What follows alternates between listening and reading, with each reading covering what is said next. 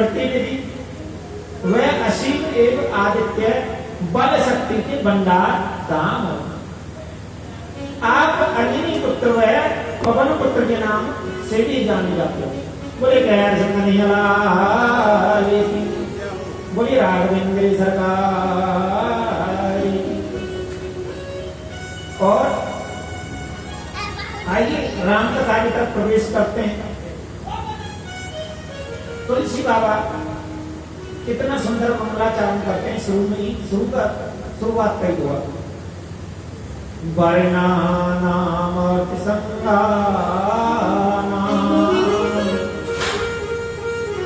रसानाम छंदिसामिति मंगलानाम च कर्तारो वंदे वाणी विनायक। अक्षरों अर्थ समूह रसों छंदों व मंगलों की करने वाली सरस्वती जी और गणेश जी की मैं वंदना करता हूं। और अगले ही श्लोक में तुलसी बाबा उमापति महादेव का स्मरण करते हैं। भवानी शंकरो वंदे सिद्धा विश्वास रूपे यव्यायाम विना ने पश्यन्ति सिद्धा सवांता सतमी श्रवरम। श्रद्धा व विश्वास की स्वरूप श्री पार्वती जी और श्री शंकर जी की मैं वंदना करता हूं,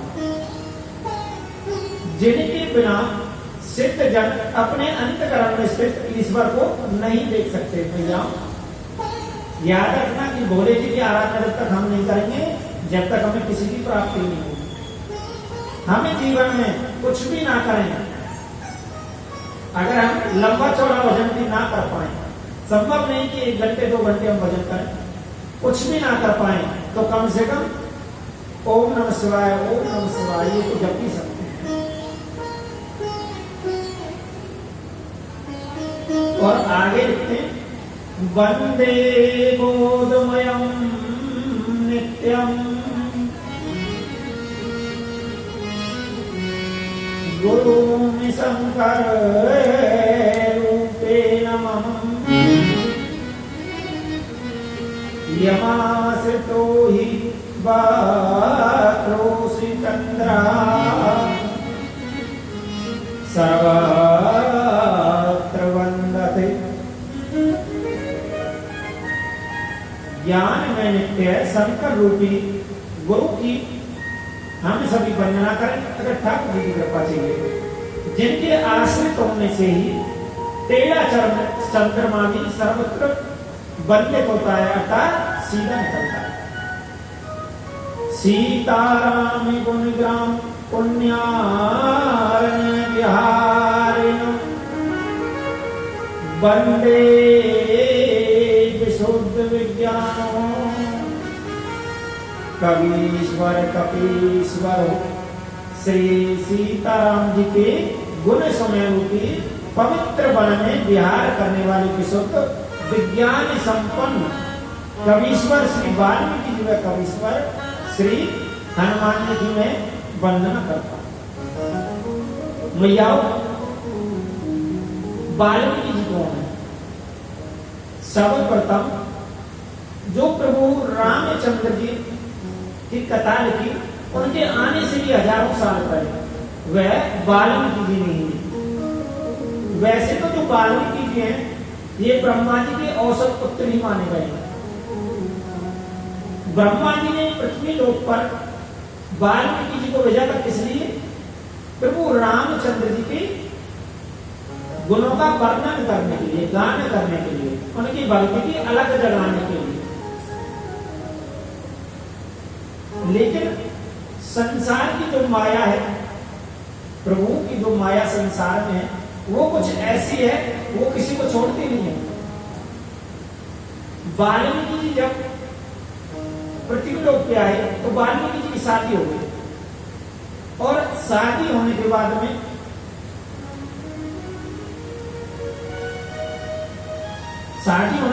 व्यक्ति के खर्चे बढ़ जाते हैं।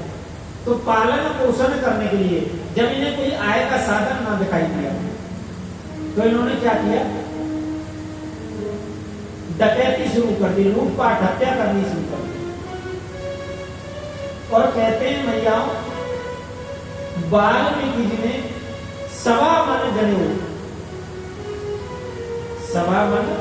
जनेऊ लोगों की हत्या कर करके वृक्ष के ऊपर टांग दिए। अब सोचो 1.25 मन जनेऊ का मतलब कितने जनेऊ रहे होंगे। मुश्किल से 5 से 7 ग्राम का जनेऊ होता है, इससे भारी नहीं होता। ज्यादा करो तो 50 ग्राम, लास्ट 50 ग्राम बहुत ज्यादा कुछ होता है। तो 1.25 मन जनेऊ इन्होंने वृक्ष के ऊपर टांग दिए। अब ब्रह्मा जी ने ऊपर विचार किया कि मैंने इस कार्य के लिए थोड़ी भेजा था इसमें, मैंने तो राम की दोनों की कथा कहने के लिए पृथ्वी लोक पर भेजा था। तो कहते हैं नारद जी आई रुचि, क्योंकि भागवत कथा में आपने श्रवण किया होगा कि बगैर गुरु के ज्ञान नहीं मिल सकता और ठाकुर जी के दर्शन नहीं हो सकते। हम जो भी दान पुण्य करते हैं ना, ऐसा नहीं कि दान पुण्य का हमें लाभ नहीं मिलता, लाभ तो मिलता है, क्योंकि जहर चाहे अनजाने में खाया जाए या जानबूझ के खाया जाए, असर तो करता है।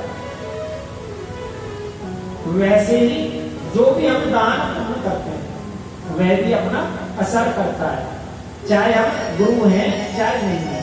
लेकिन कहते हैं कि अभी हम बीमार हो जाए, और बीमार होने के बाद में हम स्वयं घर पर गोली ले लें, एक दवाई ले लें, मेडिसिन ले, तो हमें उस दवाई की सही मात्रा नहीं पता होती कि हमें कितनी लेनी है। तो कई बार मात्रा से ज्यादा लेने पर हमारा मन विचलित होता, कई बार घबराने लगता है। फिर दवाई लेने के बाद और फिर कहाँ लगते हैं, वैद्य के पास में जाते हैं, डॉक्टर के पास में जाते हैं। तो डॉक्टर फिर हमें दवाई देता है। जब हमारे आराम हो जाता है डॉक्टर की दवाई से, स्वयं दवाई लेने से संभावना होती है कम ही आराम हो, लेकिन डॉक्टर से जाकर दवाई लेंगे तो निश्चित आराम हो जाता है। वैसे ही तो गुरु है ना, वह इस भव से पार लगाने वाले हमारे वैद्य हैं या डॉक्टर हैं, ऐसा मानना। अब वाल्मीकि जी को भी एक गुरु की आवश्यकता थी, तो कौन आए, स्वयं नारद जी आए। अब इनकी मति तो भंग हो चुकी थी, हत्याएं कर करके, लूटपाट कर करके। इन्होंने नारद जी को भी पकड़ लिया। नारद जी बोले मेरे पास में कुछ नहीं है, मेरे पास तो केवल ये वीणा है। तो बोला ये वीणा ही मुझे दे दे। तो नारद जी बोले एक बात बता भले मानुस, ये लूटपाट किस लिए करता है, किसके लिए करता है? बोला जी मैं अपने परिवार के लिए लूटपाट करता हूं। नारद जी बोले तेरे परिवार कितना बड़ा है? बोले एक मेरी घरवाली है और 2 बालक हैं। तो नारद जी बोले तो कुछ और भी तो कर सकता है। बोला जी और कुछ मुझे आता नहीं है, और कुछ तो मुझे आता ही नहीं, और मैं इस कार्य में मेहनत करता हूं, ऐसा नहीं है कि मेरा कार्य कोई मेहनत का है। अच्छा भैया बात भी सत्य है, आप जैसे जो सज्जन श्रद्धालु हैं, भगत हैं, वो भी ठाकुर जी के चरणों की आराधना करते हैं, और जो चोर हैं, लुटेरे हैं, वो भी ठाकुर जी की आराधना करते हैं। और ठाकुर जी को तो मानते दोनों ही हैं। जो नास्तिक है वह भी ठाकुर जी को मानता है, और जो आस्तिक है वो भी मानता है। आस्तिक और नास्तिक में केवल इतना सा फर्क है, कितना सा फर्क है, किसी मंदिर के कोई भगत गया और जो मां पुजारी है वो भी पूजा करते हैं, वह भी राम नाम ही जप रहे हैं, और बाहर बैठकर जो मांग रहे हैं भिखारी भिक्षा, वह भी राम नाम जपते हैं। कहते हैं ना राम के नाम पे कुछ देते, और पुजारी भी राम नाम ही जपते हैं। लेकिन दोनों में बहुत अंतर है। और दोनों के मान सम्मान में भी बहुत बड़ा भेद है। जानते हो क्यों? किसी ने एक सुई दी और लेकर पहुंचा कहा, जो बाहर मंदिर के बाहर एक भिखारी बैठा हुआ था, राम के नाम पर, उससे कहा कि मैंने रात को देखा एक बड़ा सा इंद्र का हाथी आया और इस सुई का जो नक्का है इससे निकल गया। भिखारी कहता, बकवास देता, कैसे निकल जाएगा? नहीं निकल सकता, झूठ बोलता है। तो झूठ बोलता है, सुई के नक्के से होकर हाथी कैसे निकल जाएगा? और उस भगत ने वही सुई ले जाकर, जो अंदर पुजारी या पंडित जी बैठे हुए थे मंदिर में, उनसे जाकर कहा कि मैंने रात को ठाकुर जी का एक करिश्मा देखा कि इंद्र का जो हाथी है वो आया और सुई के नक्के से बाहर निकल गया। जो पंडित जी बैठे हुए थे उनके दोनों नेत्र सजल हो गए और बोले, भैया मेरे ठाकुर जी सामर्थ्यवान है, वो कुछ भी कर सकते हैं। मन चंगा तो खटौती में गंगा। जब खटौती में गंगा आ सकती है तो मेरे ठाकुर जी की कृपा से हाथी भी सुई के नक्के से बाहर निकल सकता है। उनकी कृपा से कुछ भी संभव है। देखो ठाकुर जी की कृपा वही, जब तो नरसिंह अवतार हुआ, कहां से हुआ? खम्मे से हुआ। प्रभु खम्मे से प्रकट हो गए, है ना? जब नरसिंह भगवान खम्मे से निकल सकते हैं तो प्रभु की अगर कृपा हो जाए तो सुई के नक्के से भी हाथी निकल सकता है। ये ही फर्क होता है विश्वास में, इसी को विश्वास कहते हैं। बोले कैसे नहीं आ और भैया इसलिए कह देते हैं, मन चंगा तो खटौती में गंगा, है ना? अब चंगा का अर्थ क्या होगा? मन चंगो कैसे होगा? भौतिक संसार की सुख सुविधाओं से हो सकता है, कूलर चला लें या हो सकता है एसी चला लें, शायद उससे हो जाता हो सकता है उससे। या आजकल बड़े बड़े अच्छे साबुन आ रहे हैं, वो लगा लें, उससे हो जाता हो। या हो सकता है उससे भी ना हो तो साबुन लगा लें, शैम्पू लगा लें, शैम्पू भी आ रहा है, बहुत सारी चीजें आ रही है। और ऐसे भी ना हो तो हो सकता है मन चंगा शायद कोई परफ्यूम या सेंट चढ़ने से हो जाता हो। और आजकल के नए बालक कहते हैं दिमाग थोड़ा ज्यादा खराब से हो तो अच्छे से गाने सुन ले, गाने। और आजकल के तो गाने भी बड़े खतरनाक आ रहे हैं। और पुराने समय में गाने होते थे ना, सिया रामचंद्र कह गए सिया पे, ऐसा कलयुग आए वो है, हंस सुगंगे दानो और तो हुआ मोती खाए। ऐसा ही तो हो रहा है आजकल। चोर चौतरा बैठेंगे और साहब मुंह तो बुकाएंगे, ये सब कलयुग की महिमा। बोले नहीं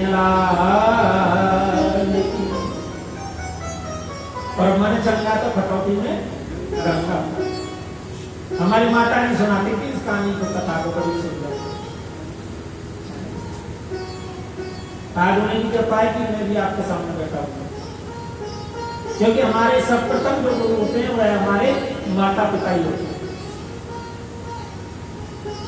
माता पिता की जब कृपा मिलेगी, जब भी हमें आगे सारी कृपाएं चालू होंगी। और माता पिता की अगर कृपा रुक गई ना तो फिर आपको बचाने वाला कोई नहीं।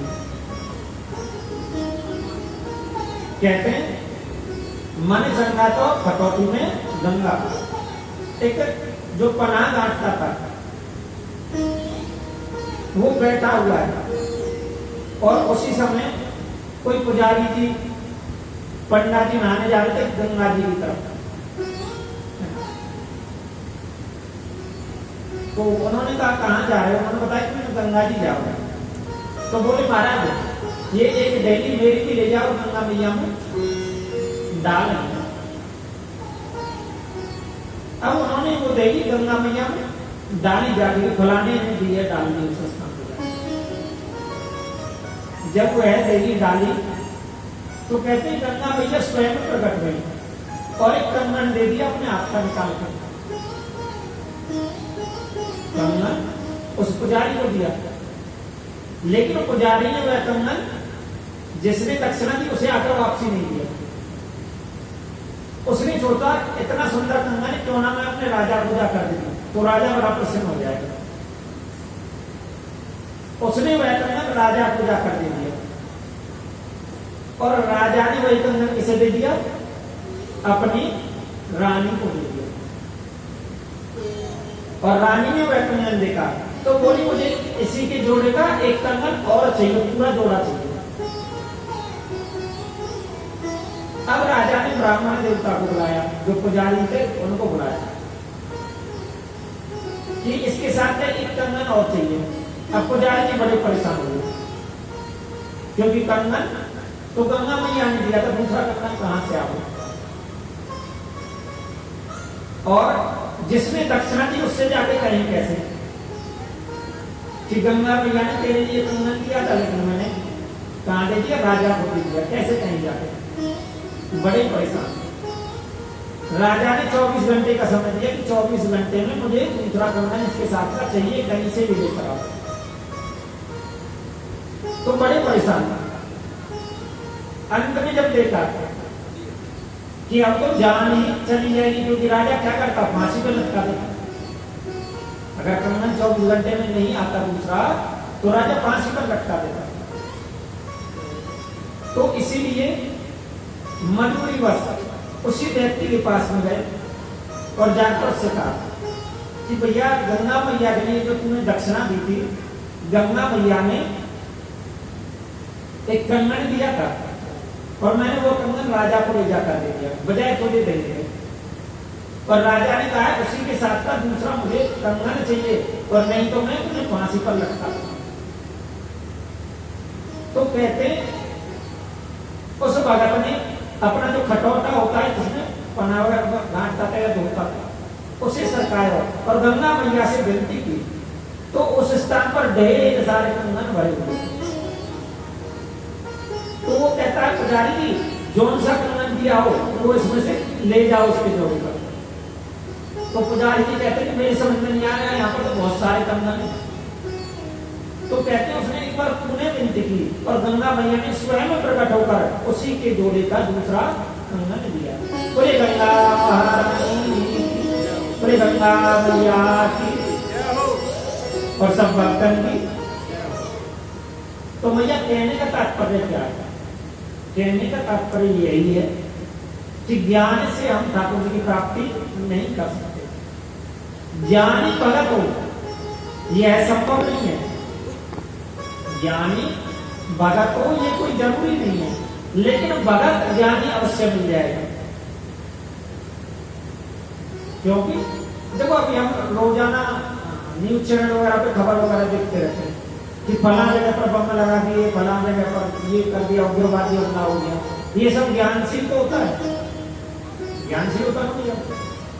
और एक हमारे संत लोग हैं ब्रज के अंदर, बड़े बड़े अच्छे कार्य उन्होंने चलवाए हुए। किसी ने गौशाला खोली हुई है, किसी ने विद्यालय खोले हुए, किसी ने भूखे पीड़ितों के लिए भोजन की व्यवस्था की हुई है। तो बताओ कौन सा ज्ञान श्रेष्ठ है? भगवान कौन से को मिलेगा? अर्थात जो भगवती रूपी ज्ञान है उसी पर चलकर हमें ठाकुर जी की प्राप्ति हो सकती है। और आइए कथा में चलते हो। आप नारद जी आगे कहां पर? नारद जी आए वाल्मीकि जी के पास में और कहा कि आप यह सब किस लिए करते हो, ये जो पाठ सारी किस लिए करते हो? तो वाल्मीकि जी ने कहा अपने पेट के पालन पोषण के लिए करता हूं, अपने परिवार की पालना पोषण करने के लिए। तो नारद जी ने कहा इससे तो आप बहुत सारा पाप कमाते हो।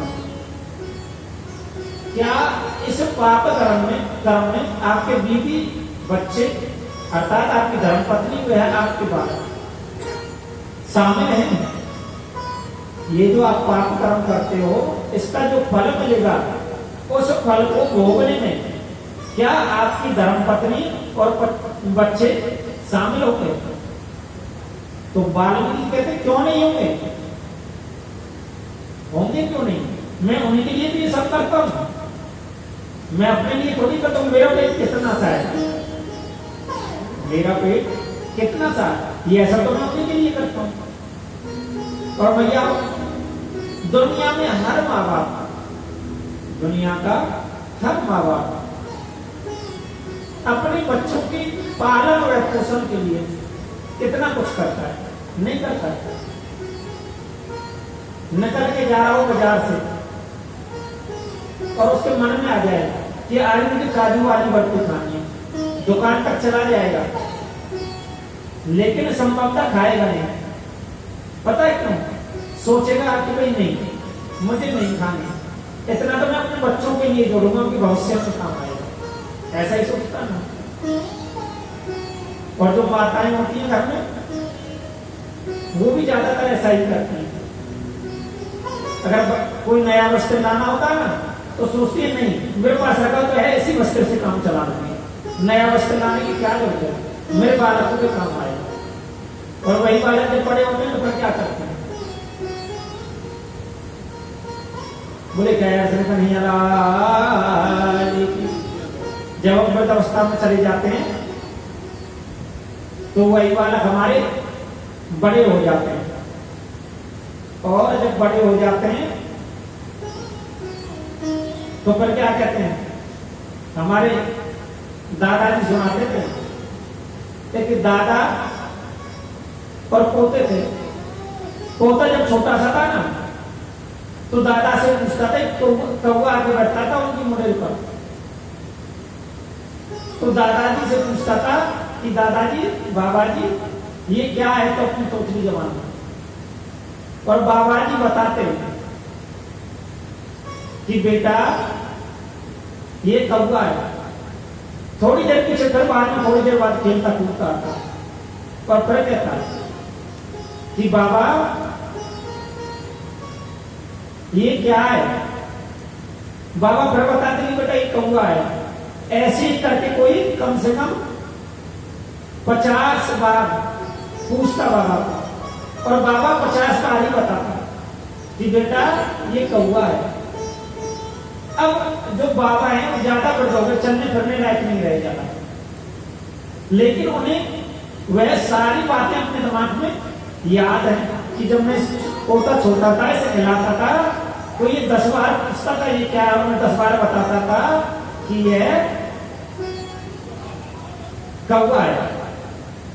तो अब बाबा ने पूछा कि बेटा, पहले तो बेटा बोलो ही ना पहली आवाज, फिर बाबा बोलो बेटा, अभी भी कोई आवाज नहीं आई। फिर बाबा ने दोबारा आवाज लगाई, बेटा। तीसरी बार में जाकर आवाज आई, हाँ कहा है? बुढ़ापे में चैन ना है तो भी है। तो कहे 2 दाल रोटी चैन पे ना खाई जाए, ऐसे बाबा डांट दिया।